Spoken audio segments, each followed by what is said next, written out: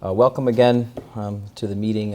It's a real pleasure for me to be able to be invited to speak to you today. We're going to be talking about research updates in autoimmune hepatitis. I'm David Assis, Assistant Professor of Medicine at Yale, and with very strong interest in autoimmune hepatitis. So when Dr. Lambert and the rest of the group made the invitation, it was a real pleasure to say yes, because at our center, and I think you noticed already, that a lot of us who are here really care about this condition, and you obviously do as well. So what we're really trying to do is to team up and find great ways to make progress in this condition. And so what I'm hoping to do today during this session, I've been assigned to speak about some research updates.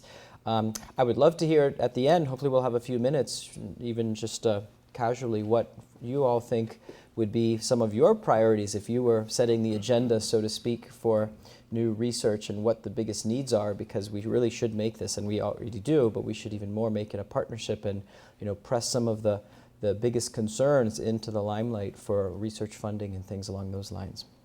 So my only disclosures are I am a sub-investigator for these autoimmune liver trials, which are being performed at our center at Yale. One thing I should start by mentioning is that, like I said, there are a whole host of potential research needs in autoimmune hepatitis. This is a flexible and also dynamic process. But I mean, among the few ones that we might already identify from the outset would be that we probably need to have a slightly better understanding of the disease process. We do know a fair amount about how the immune system works, but it's clearly not enough for us to know either how to prevent or to do early interventions. And as the better we understand the mechanisms of this disease, hopefully we can get to better treatments. And that brings me to the second point, which is that we truly need more targeted, meaning very specific treatments, hopefully to spare, at least to minimize the impact of steroids. I think that it's very well known, to us in this room, that steroids are not a fun treatment. And frankly, I would tend to say, just to be provocative, that in this day and age, 21st century, it's probably unacceptable for a condition to be so heavily reliant on steroids. And so we really should take that as a mantra and try our best to minimize the impact or the need for steroids.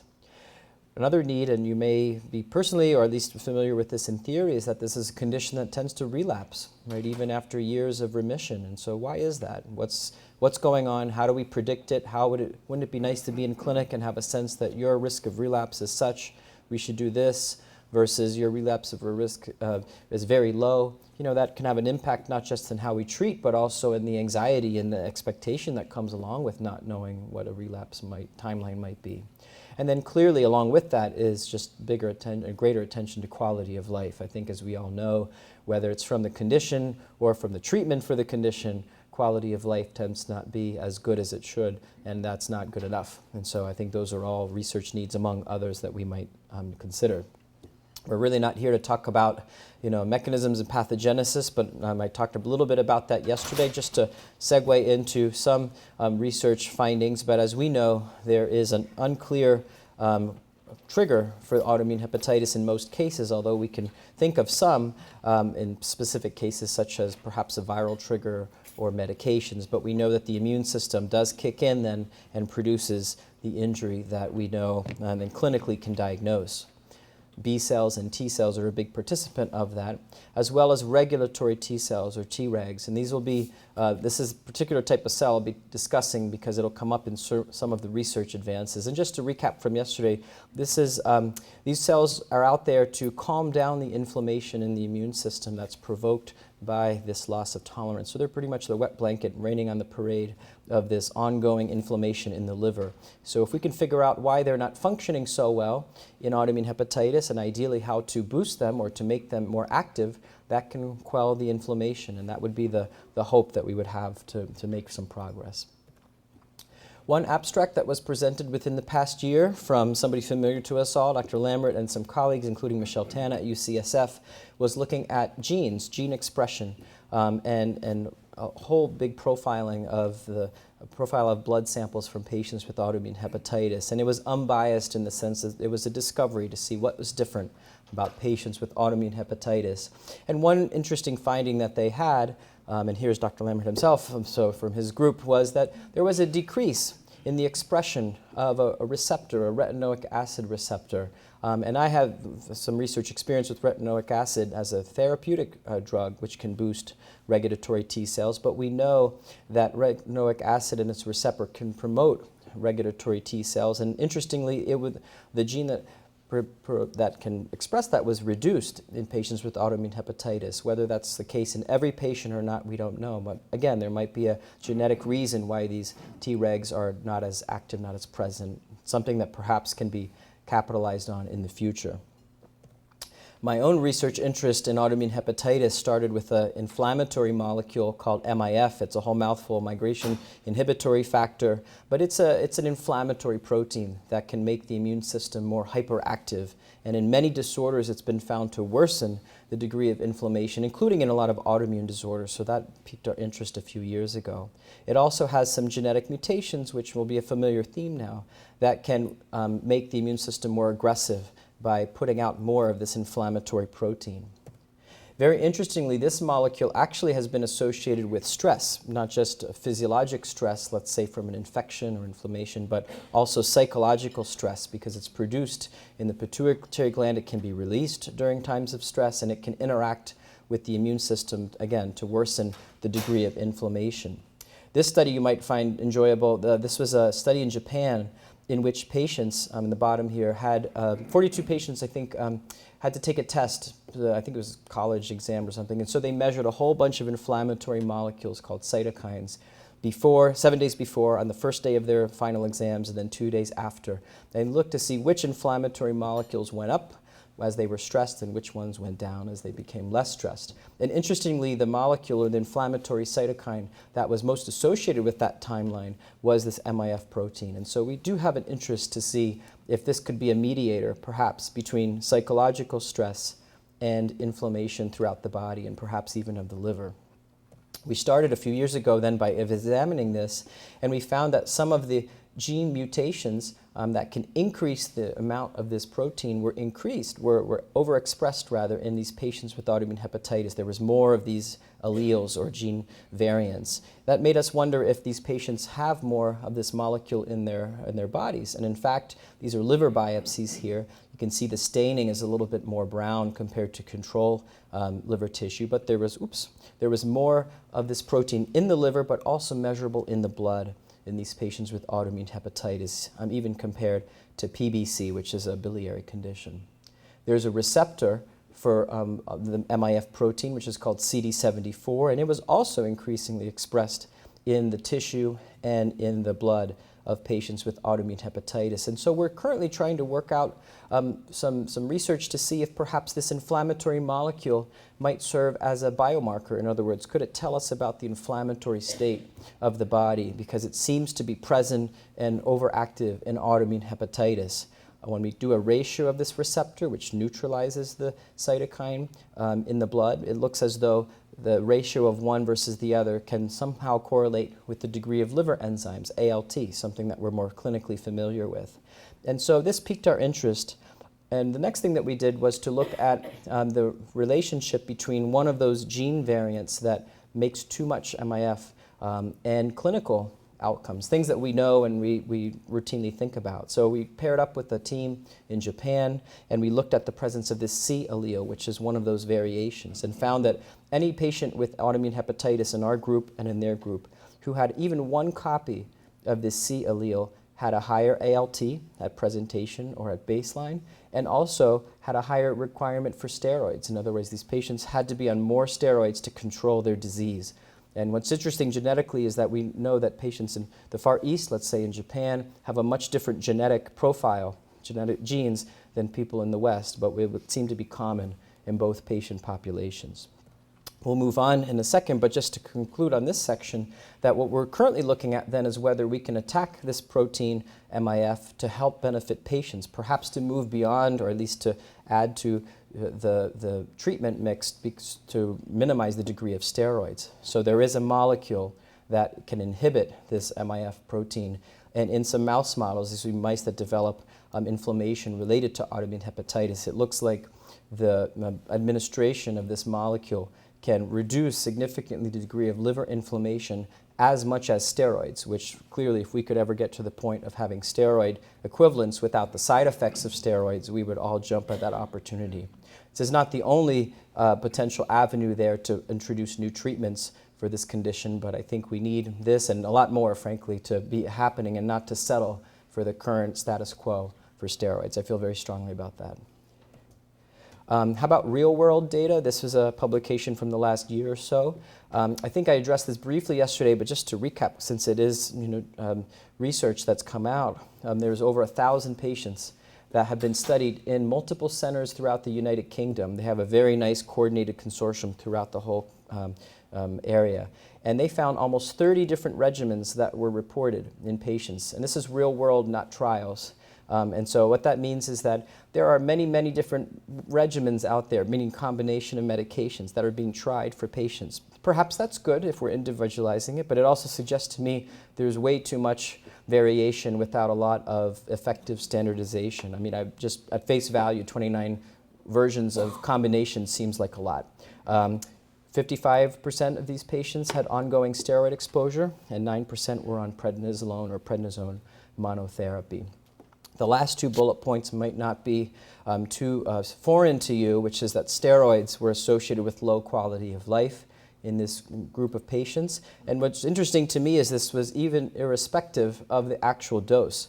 I certainly would have thought that if you were on 20, 30, 40, 50 milligrams of prednisone, it stands to reason that one would have significant reduction in quality of life. Unfortunately, we know that's to be true. But even in patients who were on lower doses, 2, 5, even 8 milligrams, they had low quality of life. So the dose even low doses were equally affecting patients' quality of life. This might be a resounding duh here in the room, but certainly it is important to quantify and to study that, and I think this is one of the largest samples that have looked at this. And importantly, we also think about the fact that remission, having the condition under control, might lead to a better quality of life. And there's no doubt that if the disease is very active, with jaundice, let's say, and in a very critical level, that will clearly impact quality of life. But in this case, whether you were in complete remission or not, you had a lower quality of life. These patients did, just being exposed to steroids. So again, I think it drives home the point, what do we most need in this field? I think we need good treatments that aren't making us worse by trying to make us better. What to do with alternatives, currently available alternatives. Not everyone is familiar, but MMF, or Celcept, another drug name, is often or sometimes used if a patient is either not responding to first-line treatments for autoimmune hepatitis, or if the side effects from the standard treatments, Imuran, azathioprine, or prednisone, are too high. And so there's a lot of debate out there and lack of clarity, frankly, as to whether Celcept or MMF is a good choice. This meta-analysis, which means that they took a lot of studies that have been published and put all the data together to see what direction the data was pointing to, I think had a nice take-home message, which I found in my own practice to be true, which is that this medicine, which is not a steroid, it does not have steroid side effects, it has its own caveats, but is a potentially usable medication, it was not very effective if you failed primary treatment options. It was quite effective if you didn't tolerate the primary treatment options, such as azathioprine, which can cause some nausea, vomiting, reduction in blood cell counts. And so if your body just didn't take the primary medication, this is a pretty good alternative. But if your body didn't respond appropriately to what you were already on, this medication may not be so effective. And perhaps this can help us in clinic having decisions about what to do if we need to make a modification to the regimen. So this was an article that was just accepted. What do I do sometimes for patients who are not responding to the primary medications or who would need to be on such high doses of steroids that it's just not practical, right? I certainly don't recommend this in every case, but this nice study from about a year and a half ago had suggested that if you're not responding to the primary treatments, which again are steroids and azathioprine, that tacrolimus, which is an anti-rejection medication, not very commonly used in general practice, but certainly familiar in a transplant setting, that this type of medication was more effective at achieving remission, which is control of the disease, compared to MMF or Cellcept. Each medication, for better or for worse, has its own potential side effects, and we certainly don't want to minimize that. But if there's a decision that needs to be made about what to do and moving on to the next regimen, I mean, this is a little bit of clarity perhaps in terms of how to navigate this. And I think we need this and a lot more research to tell us how to make some good decisions so we can sit down in partnership, in the clinic and make that decision. So tacrolimus seemed to be more effective if you failed primary treatment. I think if you don't tolerate primary treatment, Cellcept or MMF is a very reasonable choice. Now we'll talk about a few things that are not ready, let's say, for routine prime time, but things that have a lot of research interest, which is the topic for this morning. I've had so far about 3 patients, I believe, who have not responded to anything, who were going through stages of scars, fibrosis, and the doses of steroids were prohibitive, and clearly that's not sustainable. We don't want to automatically go down the road toward liver failure and transplant if we can find any alternative. And aware that there has been some recent evidence, or at least case reports, I will say, of attacking the immune system in a slightly different way.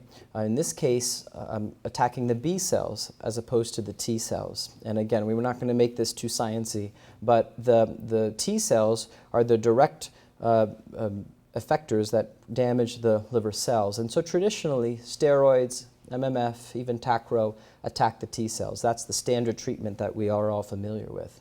But we know that B cells, or plasma cells, are also in on the action. They're pushing the T cells along. They're contributing to the problem. And so there's potentially a growing interest in looking at perhaps whether addressing B cell as a target can be useful in adjunct or along with attacking the T cell. And that leads me to this type of therapy, which is called rituximab. It's a medication which significantly reduces or depletes really the degree of B cells in the body. And some case reports, and this is one from about 6 months ago, or actually 12 months ago, looked at what happened to the need for steroids in patients who received rituximab. And not only was their ALT, their liver enzymes better, but the steroid requirements went way down. So this is something that has its own toxicity, clearly, meaning that you can be susceptible to infections. That's not something trivial, and this is a very profoundly immunosuppressive medication, but it is a different style or a different approach. And perhaps a variation of B-cell related treatments is something that could be approached in the future. Like I said, I've only tried it a few times out of desperation with tremendous results in a few patients and not in all. So I think we just need to get more familiar with that. Something I believe Dr. Weinberg will be getting into more detail with in one of the next sessions is another variation on this theme, which is, can we do more to calm down the B cells, which are, again, part of the problem. There is a cytokine that's critical for the development and selection of B cells. It's called BAFF, or B lymphocyte stimulator. There's now an antibody that can block that pathway. That means that the B cells end up dying more, and perhaps in autoimmune conditions where the B cells are overactive, this could be helpful. And again, I'm not going to spend much time on this because it's the focus of one of the next talks, but there is a worldwide trial now that just opened within the past 6 months or so, including a few sites in the US, in which they are testing this antibody in a properly performed trial. And certainly we need to encourage these trials and more, because we shouldn't be complacent again with the current options. And so attacking B cells in one therapeutic form or another is something to be aware of and potentially to inquire about if it's applicable.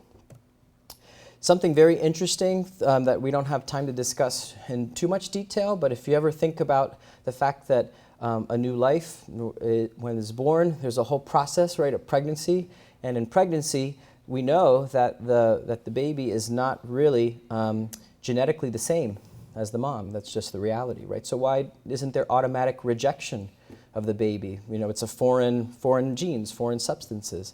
So very interestingly, it's been found that there's something called PreImplantation Factor. It's a protein made by the placenta, which is secreted very early in the pregnancy, and guess what? It promotes tolerance so that that pregnancy can be carried to term without rejection.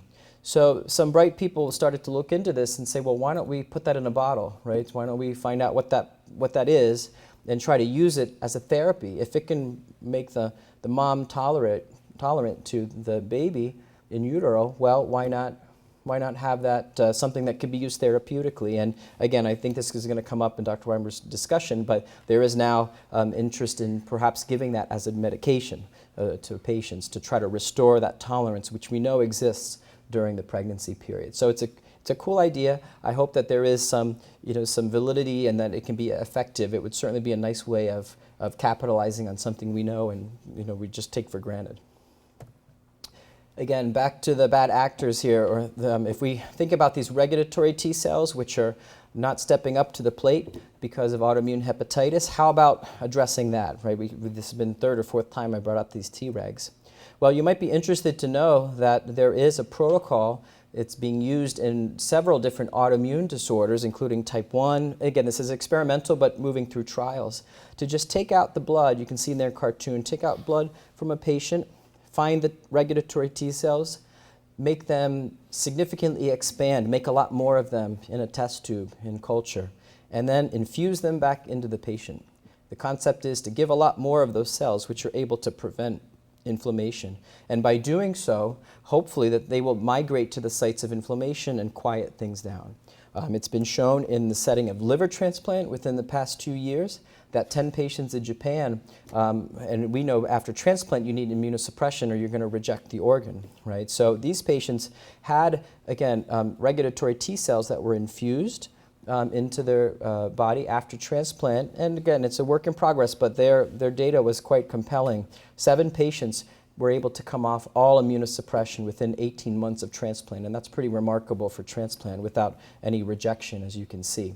So whether taking our own blood cells, expanding regulatory T cells, and putting them into our bodies will be a future treatment to restore tolerance is a potential interesting idea, and I hope that there will be new forthcoming data on that. Dr. Josh Levitsky, who's at Northwestern University, has a protocol that he's about to initiate this year for autoimmune hepatitis patients to do just that. So it's something to keep your eye out for. Okay, so how about psychological stress? We'll end with that. So this is a graph of a patient who was followed by my mentor, Jim Boyer, and also by myself in clinic. Maybe this is familiar to you, perhaps not, but this is, first of all, it's a huge timeline there from 85 until 2010. But you can see that there were multiple life events in which the patient had some stressor, followed pretty quickly then by a rise in the ALT. You can see the husband had depression, the mother died, husband lost the job. I showed this once to some interns. They said, well, just get rid of the husband and the ALT will be just fine. So I don't know if that's the solution or not, but the relationship between a stress and inflammation of the liver, became an observation, and that led Dr. Boyer and a prior fellow to look at that more consistently. They took patients who had relapses and patients who did not, and they administered a survey to see how stressed they were, or at least how much stressful events they had had. This is a social readjustment rating scale. It's been in use for a few decades. There are newer scales. You might perhaps not disagree with number 42 there, that Christmas is a stressor. There's a whole bunch of interesting things there. But once you tally up the stressful events, patients who had higher reported stress had more relapses. And so that led us then to look, even within a 4-week period, to see if ALT was related to recently reported stress. And you may not be surprised that there was a nice correlation there. This MIF protein that I have an interest in was also increased, as well as the ratio to that receptor in patients with stress. And that led us then to my final discussion here, which is mindfulness. I think you are at the vanguard, I have to say, in terms of this organization about focusing on this, stress reduction. It is so intuitive, right? But on a medical, biological basis, it's taken a long time to catch up to looking at this and trying to intervene on it. But our fellow, Linal Rabadi, who's now in California, set up an 8-week mindfulness-based stress reduction program to see if it could improve quality of life of patients with autoimmune hepatitis, see if there was any relationship between that stress reduction and clinical markers, ALT, IgG, and then see if it had any effect on these inflammatory proteins such as cytokines. This is just standard protocol. So there was a reduction in stress at 8 weeks, as you can see here, for the group. And very reassuring to me, or at least encouraging, is that that effect was persistent for even up to 12 months. In other words, nothing is perfect. Life is what it is. You know, we all have certain periods in which we're able to adhere to something better than not. But I think some of the techniques learned throughout that mindfulness course clearly had benefits in terms of perceived stress well after the course finished. In terms of ALT, we have a few more data points still coming in, but there was a very, very clear trend about reduction of the liver enzymes, and even more importantly, from my perspective, is that the dose of prednisone was reduced, and so we didn't really sacrifice, medications for the sake of ALT. And so it is a promising potential approach, not just for quality of life, but perhaps even for better disease control. And again, there were a bunch of cytokines, the inflammatory molecules that were tested, and they almost unequivocally reduced significantly as well. Okay, so the last thing I'll discuss is vitamin D. I think this came up yesterday, so I don't want to take too much time on that, but I think from a practical standpoint, just realize that vitamin D deficiency has been associated with worsened disease for autoimmune hepatitis. There's some debate out there in the community as to whether patients who are more sick have lower vitamin D levels already. But I think the practical point for us all to take home is that low vitamin D levels are not great, and in the context of autoimmune hepatitis, they could put someone at risk. And in this particular study, just published from a few authors at Mayo and also in Canada, that a very low vitamin D level had the higher risk of development of cirrhosis. So I think it's something that we should take in mind, have it tested periodically, and certainly not be any shy about supplementation.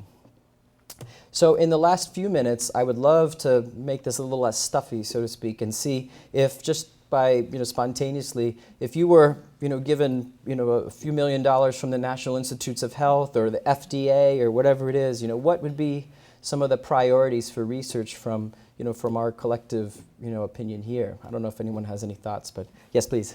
I do. I don't know if this is already being done, but I would like to see a strong focus on autoimmune itself and not be so siloed into autoimmune hepatitis or, I'm glad that this is Sure. But, my hunch is, and I believe everybody knows, I don't know, this can we not solve the root problem? We all have many of us have multiple autoimmune, so True. it's the same root problem. Can True. we not solve that root and not decide whether it's hemolytic anemia, hepatitis, whatever? Can we solve that?